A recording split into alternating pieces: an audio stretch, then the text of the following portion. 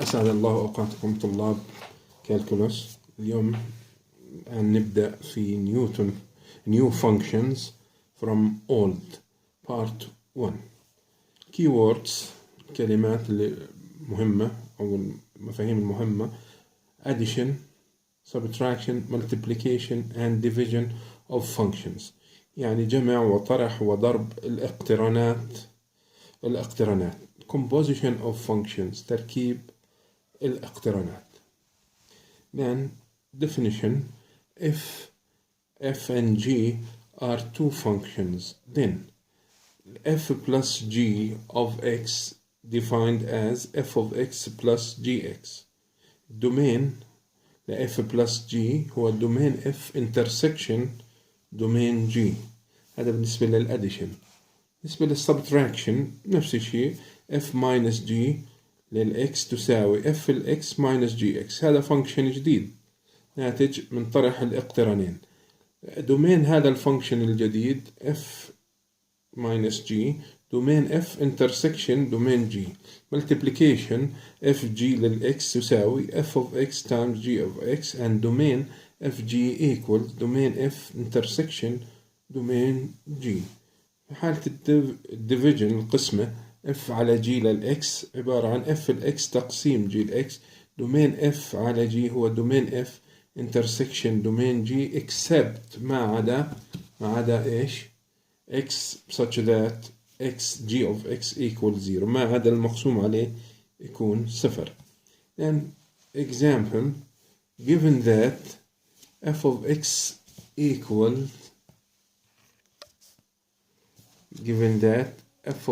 equals root x, g of x equals root 4 minus x. Find f plus gx and its domain, state its domain. f g of x and state its domain. نحدد المجال لكل واحد. f over g of x and state its domain. g over f of x and state its domain. Now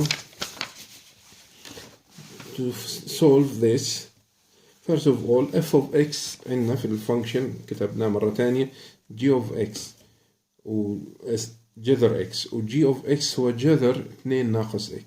طبعا في كلهم راح نحتاج دومين f intersection دومين g، لذلك بديت في إيجاد دومين f intersection دومين g. دومين f دومين هذا الجذر الزوجي، كل إشي بخلي اللي داخل الجذر أكبر أو يساوي صفر، يعني بصير من صفر إلى الانفينيتي. g of x الدومين إله من ماينس انفينيتي ل2 عشان نضمن إنه داخل الجذر يكون موجب. الآن f دومين f intersection دومين g، هذا اللي باللون الأحمر هو دومين g، باللون الأزرق دومين f. المشترك بينهم هذه المنطقة المشتركة بتكون 0 to 2، فإذا دومين f intersection دومين g اللي راح أحتاجه بكل الفروع هو 0 to closed interval.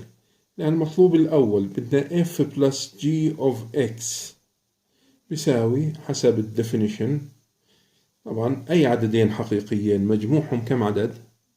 أكيد عدد حقيقي جديد، عدد واحد. f اقتران وجي اقتران ثاني، جمعهم اقتران جديد اللي هو f زائد g x بيساوي f الx زائد gx، واللي بيساوي جذر x زائد جذر 2 ناقص x. دومين f plus g هو دومين f intersection دومين g، يعني بيساوي ال closed interval 0 to. The next one we need fg multiplication of x equals f of x g of x، يعني بيساوي جذر x في جذر 2 ناقص x. طبعا بإمكاننا ندمج الجذور بشرط في المنطقة اللي مشتركة في الدومين المشترك، يعني هذه ودومين f g راح يساوي 0 2، فإذا كانت x بين 0 2 بيكون هذا معرف هذا معرف، ممكن ندمجهم مع بعض. يعني حتى ندمج الجذور لازم يكونوا ما داخل الجذر موجبين x ممكن ندمجهم مع بعض بصير 2x ناقص x تربيع، يعني ضربتهم ببعض. and 3 we need f over g of x، القسم الكوشنت بيساوي f of x over g of x بيساوي جذر x على جذر 2 ناقص x. طبعا ممكن ندمجهم بشرط انه معرفات والمقام ما يكون صفر، يعني ضمن الدومين يمكن دمجهم، نعملهم جذر واحد لإكس على 2 ناقص إكس بشرط إنه إكس ضمن الدومين. دومين إف على جي يساوي دومين إف انترسكشن دومين جي ما عدا ما يجعل المقسوم عليه صفر. المقسوم عليه هو جي أوف إكس يساوي جذر 2 ناقص إكس. إمتى جي بكون صفر؟ عند الاثنين. فإذا ما عدا 2 اللي هي صفر جي، يعني صار من 0 ل2 باستثناء العدد 2 ويساوي الفترة مغلقة من 0 ل2 عند 2 مفتوحة. شباب اللي بيجد صعوبة بهاي المواضيع زي ما حكيت يرجع لمفاهيم رياضية في توضيح لهاي المواضيع بشكل مبسط. الآن G over F of X حسب القانون بيساوي G of X over F of X. أي إشي تقاطع اتحاد فترات ممكن تجده تبسيطه في مادة المفاهيم. Gx اللي هي جذر 2 minus X على جذر X. كمان ممكن أحط جذر واحد ل2 ناقص X على X بشرط إنه X ضمن المجال.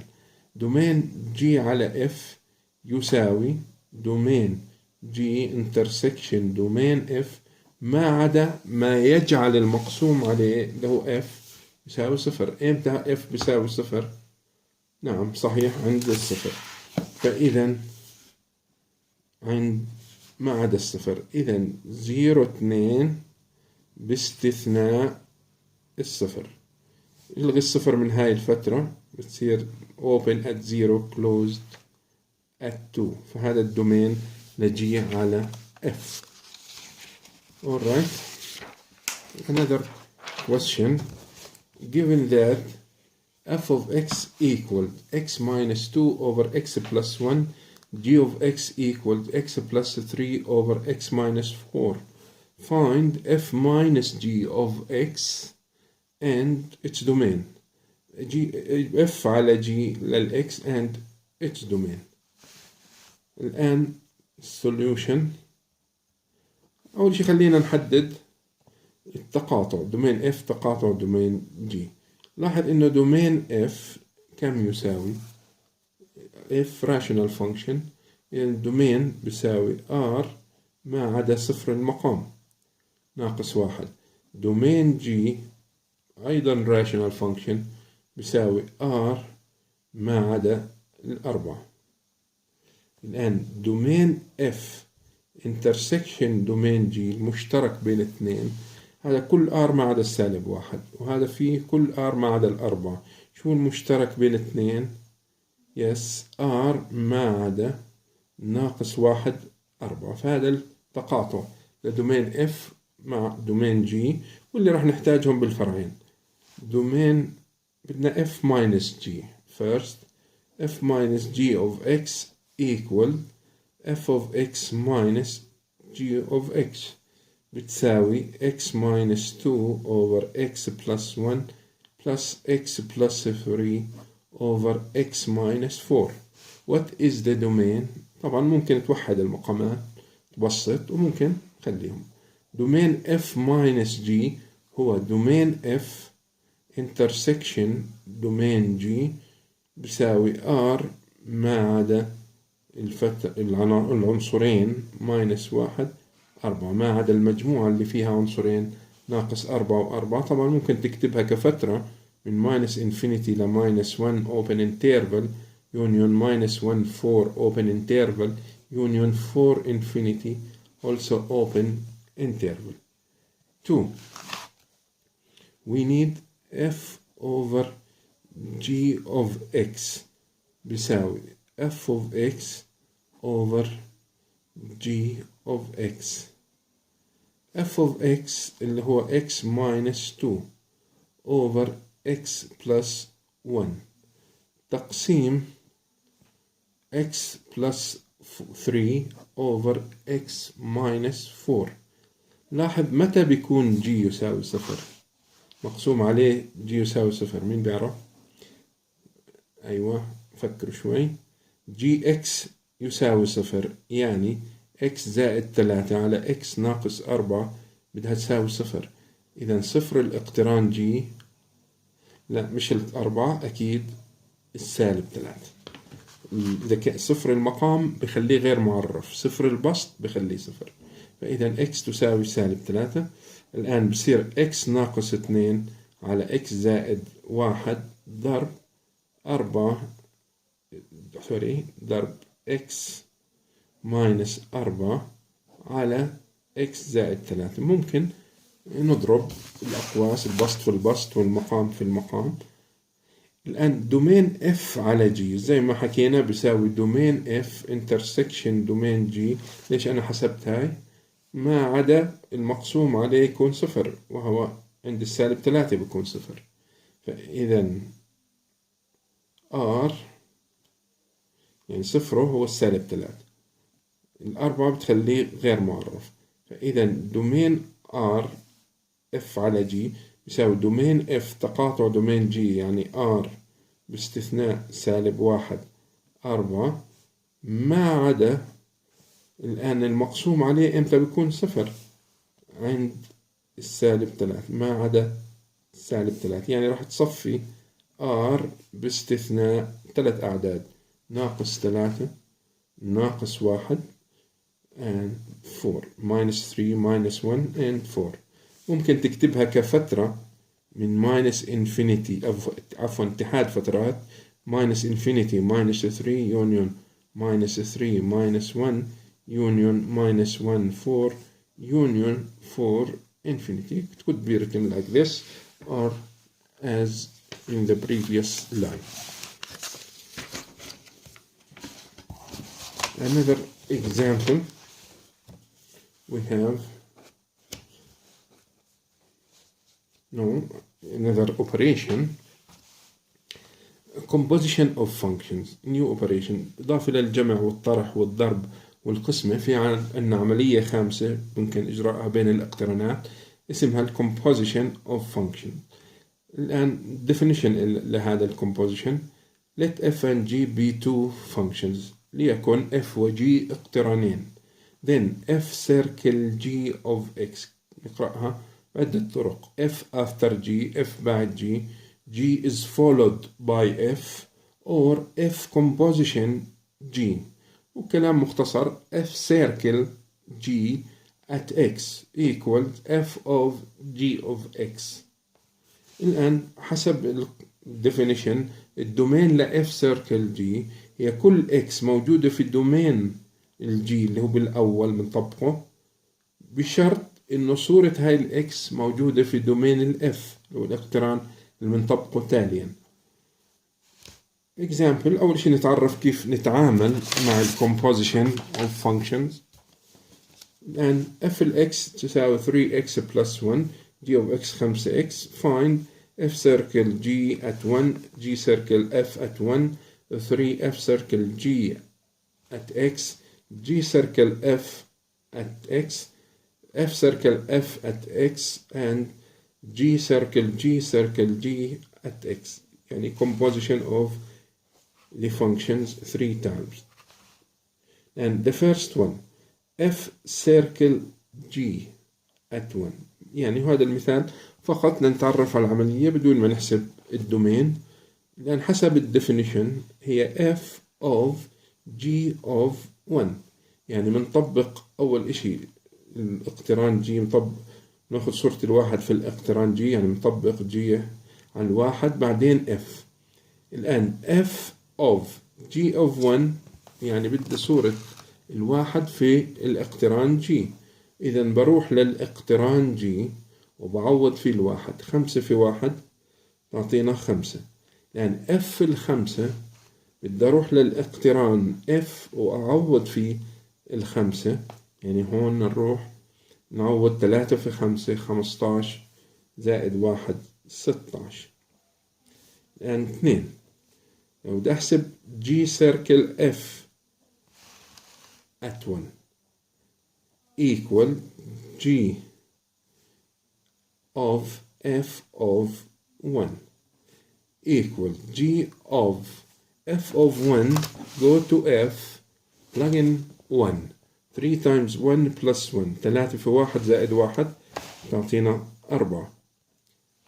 إذن G الأربعة go to G plug in 4 5 times 4 equal 20. So F circle G circle F at 1 of 1 equals 20 and F circle G of 1 equals 16. يعني بنلاحظ إنه الجوابين مش متساويين، يعني F circle G in general doesn't equal G circle F. The next question, number 3, we need F circle G of X. لينا نكتب F الX إيش هو؟ F الX يساوي 3X plus 1 G of X equal 5X. We need to compute F circle G of X. حسب الدefinition F of G of X equal F of G of X 5X. الآن F of 5X نعوض محل كل X بالاقتران F 5X، يعني بتصير 3 times 5X plus 1 equal 15X plus 1. لو بدنا صورة الواحد هون ونعوض بإف بعد جي للواحد راح يطلع 15 في 1 زائد 1 16 اللي هي اللي طلعناها بالفرع الأول. 4 number 4 we need G circle F of X according to the definition G of F of X. Now G of F of X عبارة عن 3X plus 1. Here 3X plus 1. Now G of 3X plus 1 بنروح على G بدال كل X بنحط 3X plus 1 بصير عندي 5 times 3X plus 1. إذا فكينا الأقواس بتصير كم؟ 15X plus 5. لاحظ الجوابين مش متساويين، بس لو عوضنا الواحد هون بيطلع 20 زي الفرع الثاني اللي حلينا. and 5 F circle F of X بدنا ناخد F بعد نفسه بعد F of X حسب التعريف بتساوي F ال X اللي هي 3X plus 1 equal ناخد 3X plus 1 نعوضها بالF بدال كل X بحط 3X plus 1 يصير عندي 3 times 3X plus 1 برا plus 1 9X plus 3 plus 1 which is 9X plus 4. F circle F. Number 6 we need G circle G of X حسب الديفينيشن هي G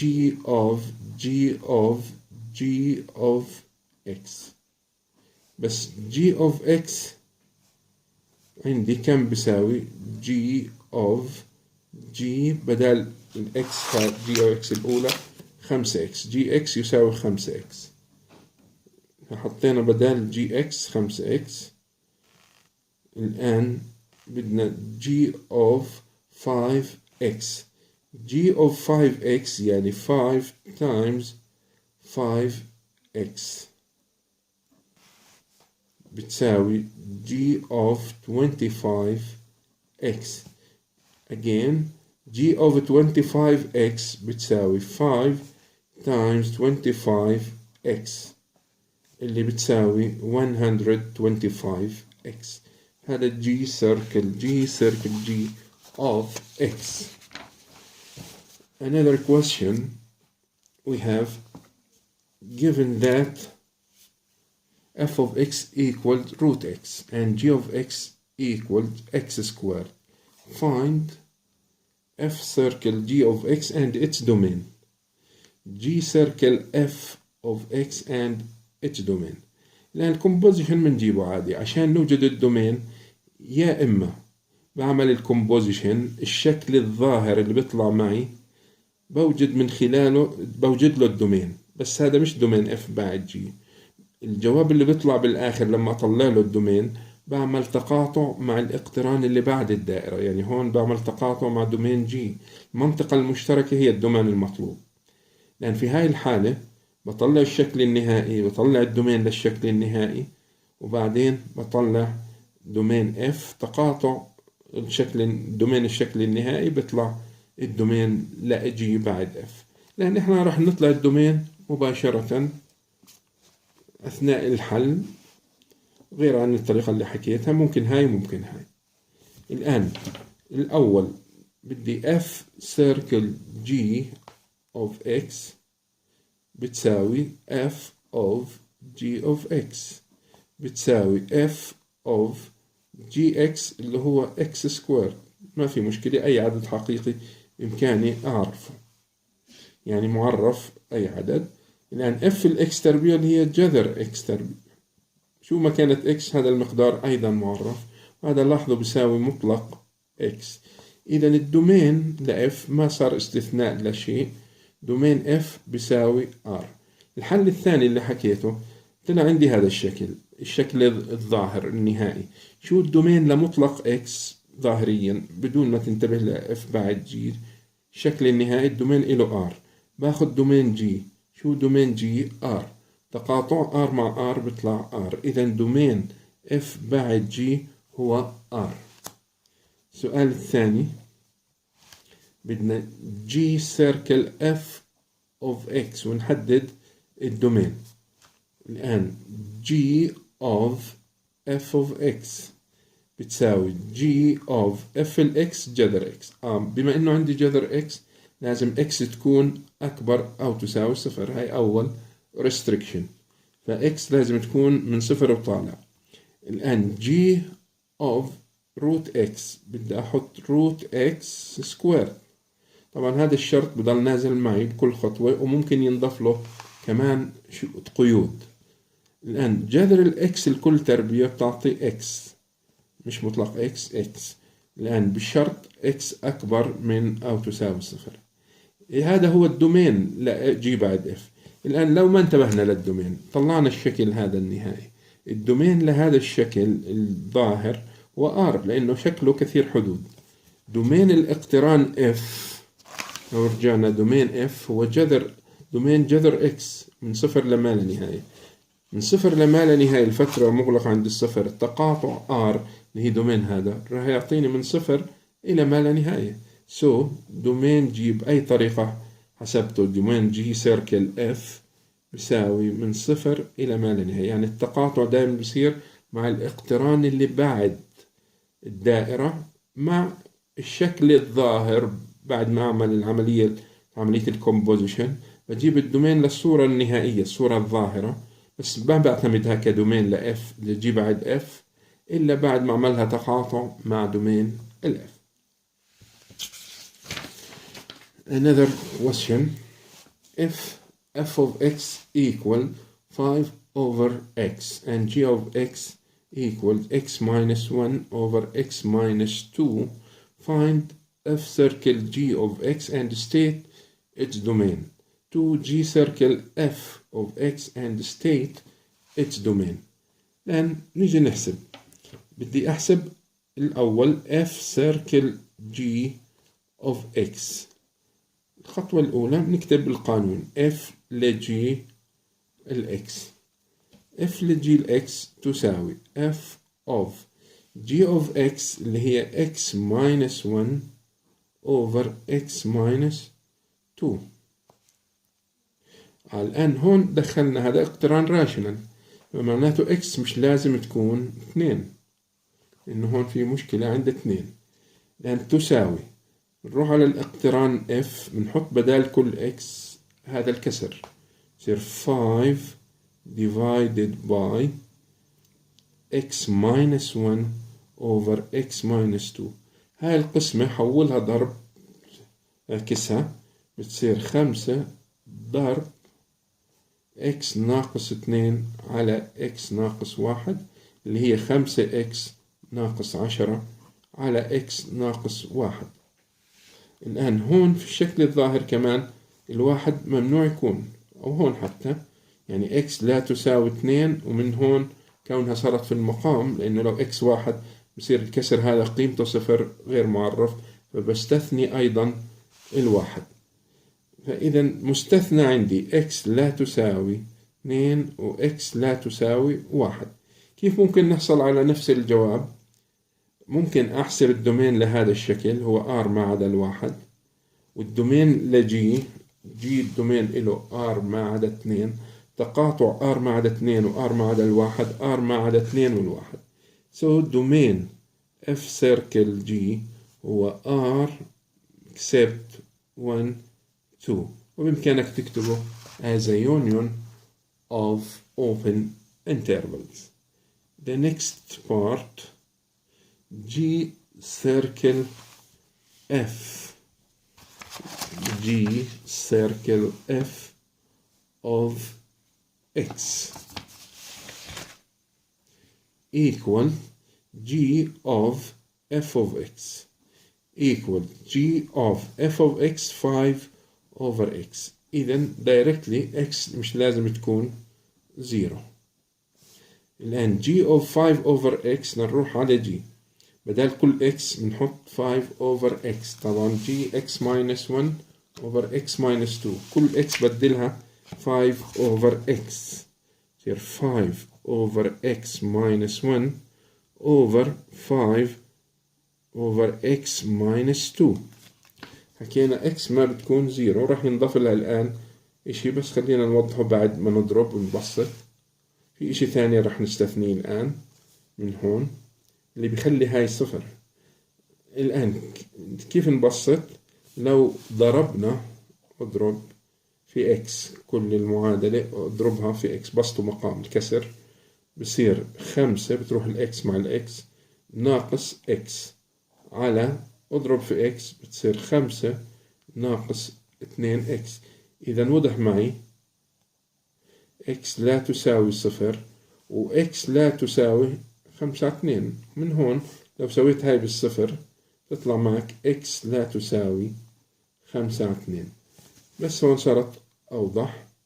الآن إذا الدومين كل r ما عدا 5/2 من الشكل الظاهر، ودومين f بيحكي لنا دومين f r ما عدا 0، فبصير r ما عدا 0 وال5/2. أي طريقة حكيتها بإمكانك توصل إنه دومين G circle F equal R except 0 and 5 over 2. The next question, given that f of x equal 7x minus 1 and f circle G of x equal 2x plus 3, find G of x. solution. لأن f circle G of x حسب المعطى 2x plus 3، لأن معي أنا f بعد G قيمتها كم كاقتران، ومعي f بس ما معي G، المطلوب G. الآن حسب القانون f circle G هي f of G of x بتساوي 2x plus 3. الآن f of G of x نروح G مش معلوم، نخليها كأنها G نفسها، بس منعوض في ال F محل كل x gx، بتصير 7 G of x minus 1 equals 2x plus 3. الآن هاي معادلة حلها بالنسبة ل gx، يعني خلي gx موضوع القانون. 7 G of x solve for G of x 2x plus 4 divide by 7, you get g of x equal 2x plus 4 divided by 7. Now, exercise for you.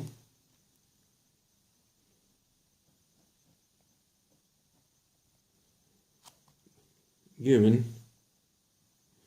that f of x equal x squared, g of x equal x minus 1 2x. هون if x less than 2 on x greater than or equal to 2. Find 1 f circle g of x, 2 g circle f of x. الطريقة بسيطة جدا. اكتب f بعد g ل x بساوي f لg ل x. f لg ل x. g x هو x تربيع. g ل x خلي نحط هاي 4. يعني بتعرف ليش 4 بتصير f x تربيع. هاي f بعد g ل x. g ل x يساوي هذا المقدار. لأن f لg ل x g ل x اللي هو هذا المقدار.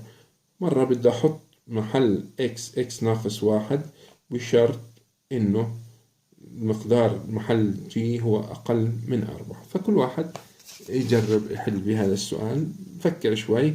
عملية مش صعبة كتير. لهون نتوقف ويعطيكم العافية.